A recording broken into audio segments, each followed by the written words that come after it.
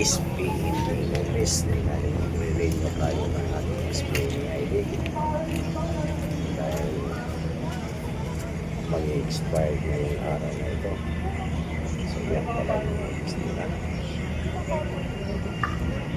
sa baba na yun. Dami tao, kaya tayo dito lang sa labas na dahil ang number natin ay 145, tapos yung number pag tinatawag ay 170 o 180 na. So malayo pa tayo,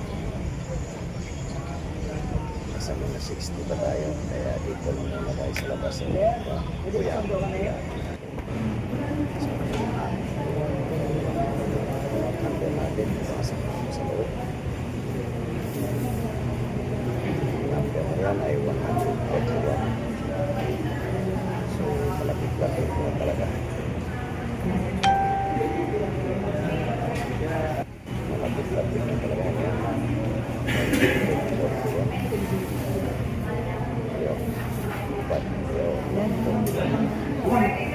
Report kita sa dito.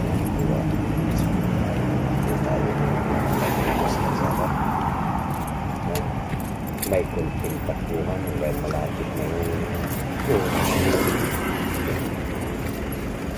oras ng stop light. So, magtatawid na tayo ng pagsala.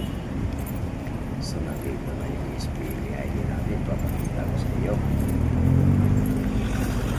Kuha na rin yung bagong SPM ID natin.